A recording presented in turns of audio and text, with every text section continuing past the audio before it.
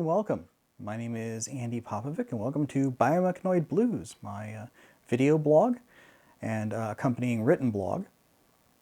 Today I'm going to be going into the next step of my journey into learning how to write horror, the horror project. And for those of you expecting the music sting, well, don't worry, I've arranged with the editor that it's not going to show up just yet. What I am going to talk about, though, is, well, the stage of the project that I'm on right now, which is studying horror. So the very first episode that I talked about was kind of just a general overview of the project and understanding, horror itself. Last episode I talked about, why I was attracted to horror, what horror was to me.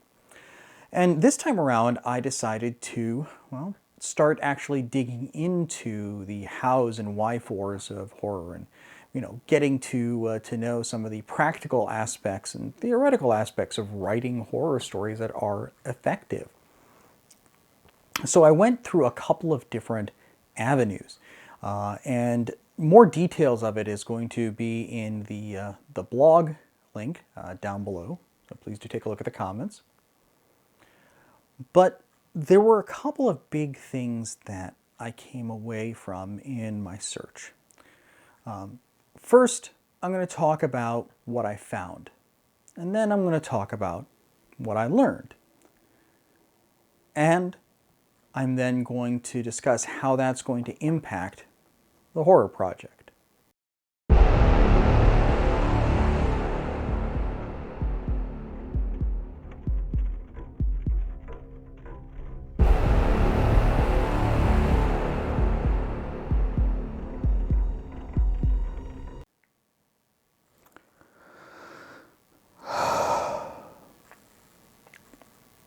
Okay, so my editor lied to me.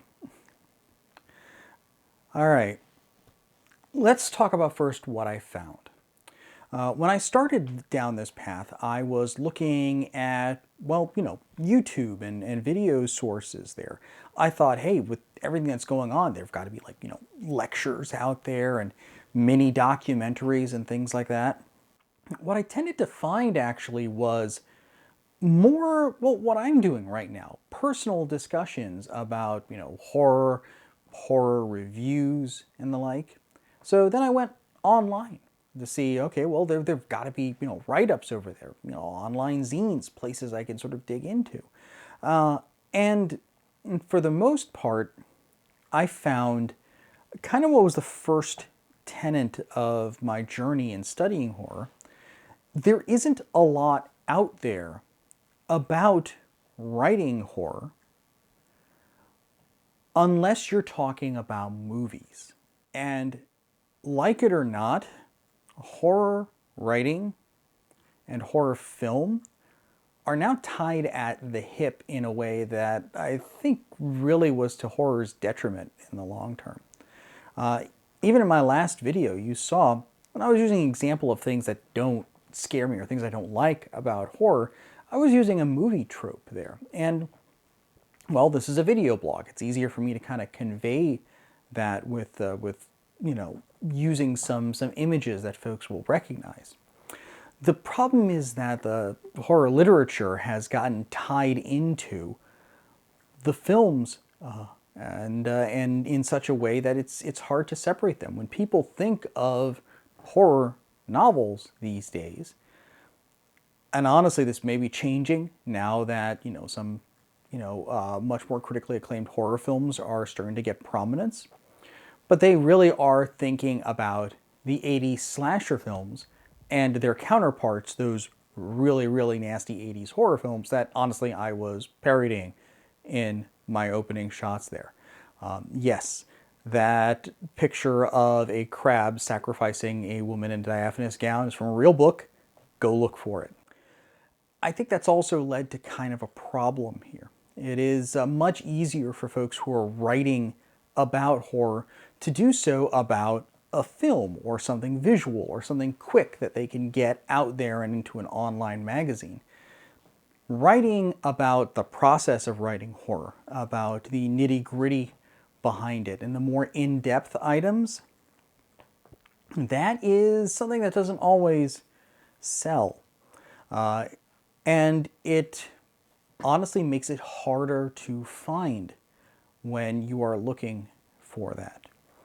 So that was the first thing I noticed as I was doing my digging.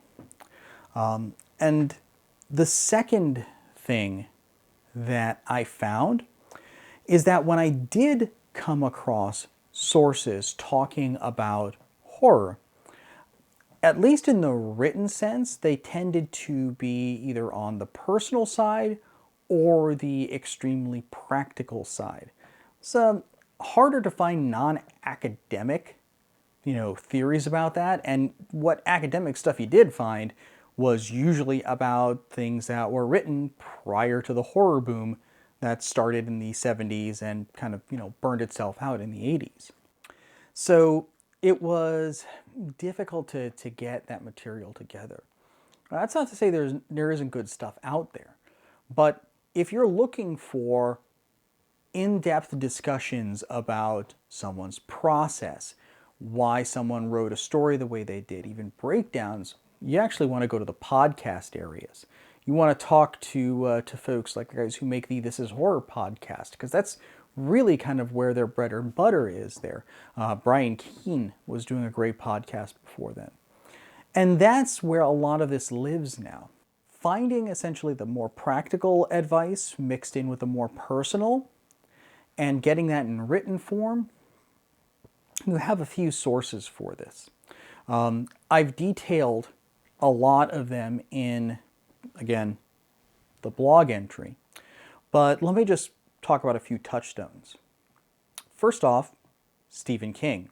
Stephen King has only really written 2 books about horror and writing, but they are doozies. The first is Danse Macabre. This came out in the 70s. I remember seeing essentially the spinner rack version with just Stephen King's sort of really weirdly stylized face on it. And that was his exploration of how, at least at the time, and this was pre-slasher boom, pre all of that, that horror films and horror literature influenced each other and how one became an antecedent for another. Yes, a lot of it was personal reminiscences and personal opinions. And yes, it was focused mostly on horror movies. But he also went in and did breakdowns of some of the, big cornerstone horror books there. If you want to see a really great write-up about, why Peter Straub's work in Ghost Story is so important, that's where you want to go to that book. If you actually want to see a breakdown of, the children of, Mary Shelley, Robert Louis Stevenson, and Bram Stoker, and how they have spread out through the world and the impacts that they've created, he does a really great job of that. He does so from the perspective of a fan and someone who loves the genre. And you can tell that. And even in the updates that are there, you can still feel the love and personal passion there. But he does a very good job of balancing that. The other book is, of course, On Writing, which is his memoir / writing tutorial there. This is a personal journey through the craft of writing. And honestly, if you want to be any kind of writer, I recommend this. I recommend this highly. Because he will go through and talk about the personal sides of things, the perils and all of the things that went in there. But it'll also show you, hey, this is what my revision process looks like. This is me slashing out things from my short stories that you guys may have thought were dead perfect. It does shock you to know he does edit, and he edits very, very judiciously. So those are 2 places I would definitely go to and start.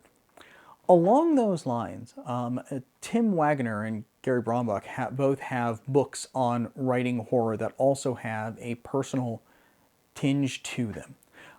And there are links again in the blog entry there, but I do recommend checking them out.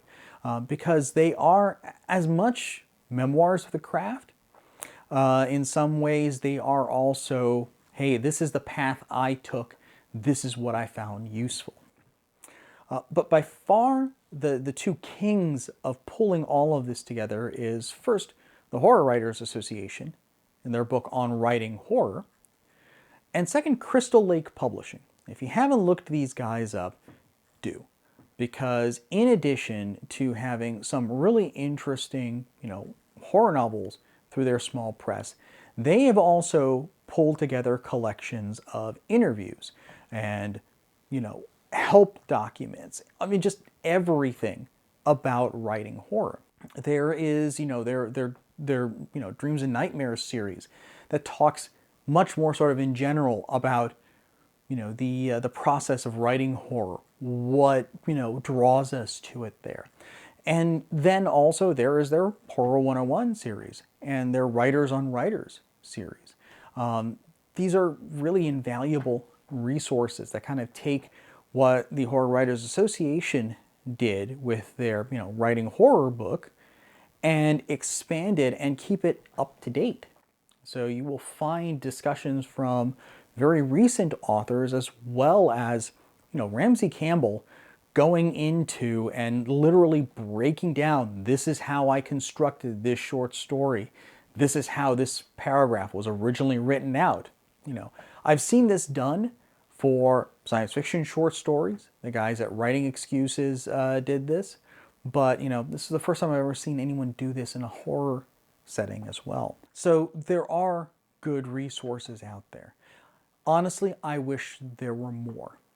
It is still difficult to find, anything that isn't tied to movies. Because right now, the films are driving everything else. People, when they think of horror, they don't think of books, they think of movies. That is the curse of the 80s, among other things.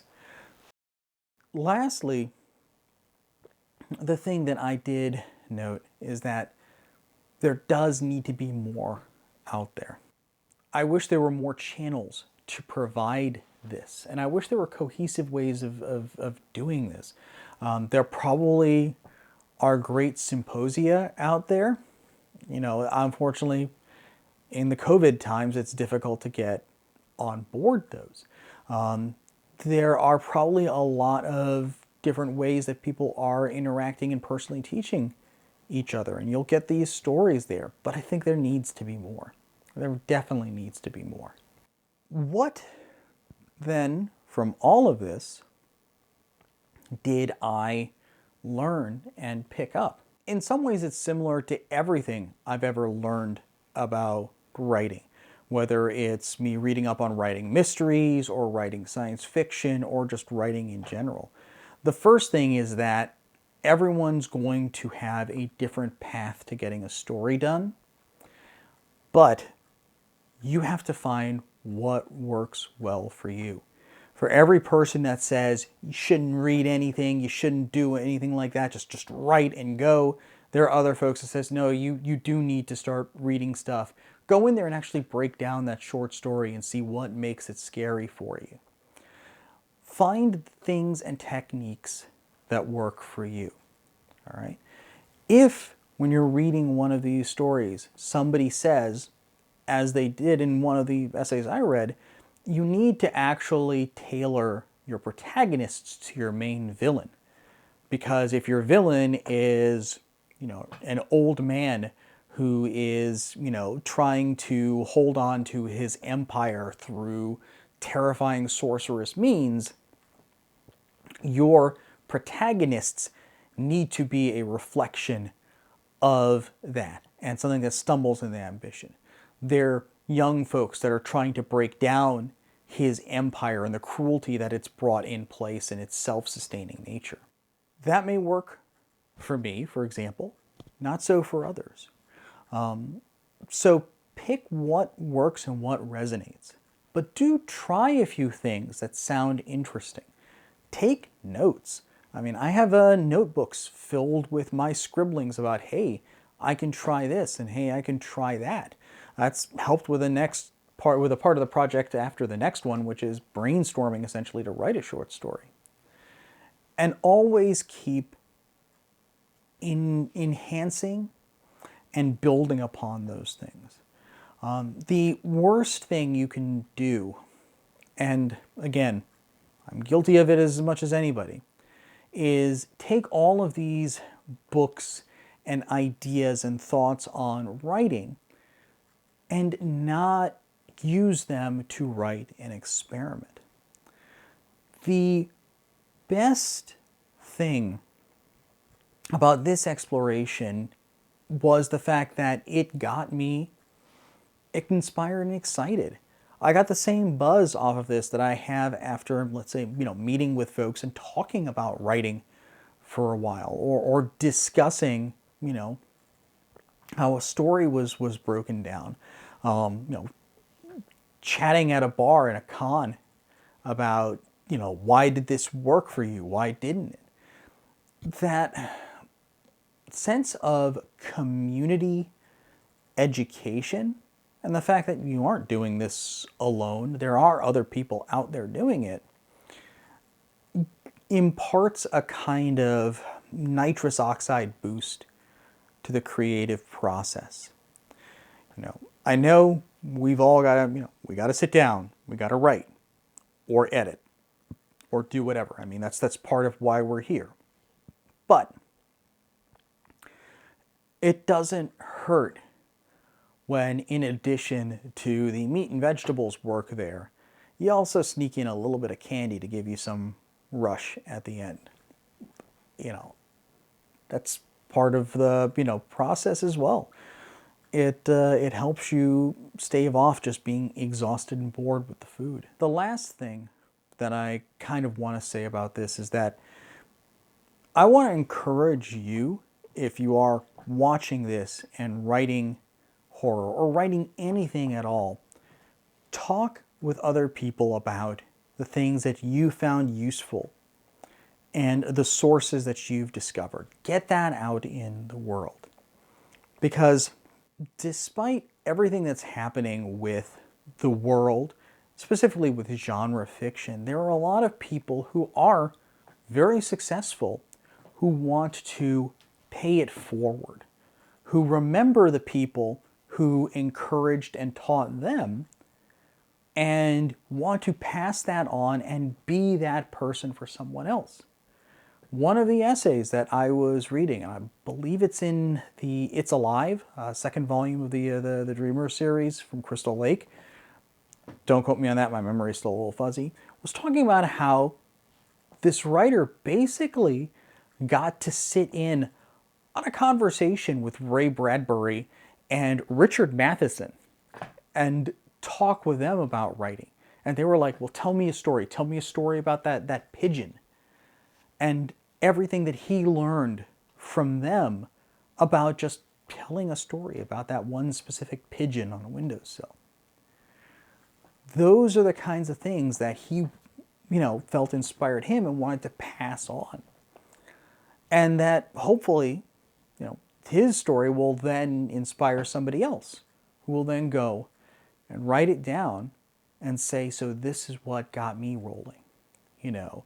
Here, I'm going to hand you my copy of Shadows in Eden, a collection of Clive Barker, ephemera.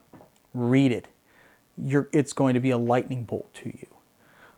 If you have books that have inspired you, put them in the comments. Better yet, write a video blog and get it out in the world.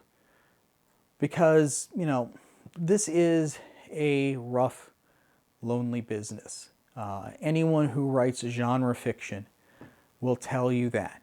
Everyone has war stories about publishing issues, broken steps, trying to always write something from the heart, but realizing it's not marketable, and trying to write something marketable or realizing that everyone knows it's not from the heart. You gotta be kind to yourself and others and actually make this the community that we all say it is. So that's going to be my last note. The next entry I'm going to do, and this is going to be a while because we've got Christmas coming up, is me breaking down a horror short story. And I've decided that I'm going to use the short stories in Eileen Datlow's latest edition of the year's best horror for 2019, and pick one of those, the one that gets under my skin the most, and go through it and say, all right, this is what this short story did. So you're probably going to see a much longer entry on my blog when that's done, but you'll definitely see something over here. And I'm also making bets right now. Gemma Files is going to be involved somehow. Well, thanks again, everyone, for watching. Take care, be well, and be seeing you.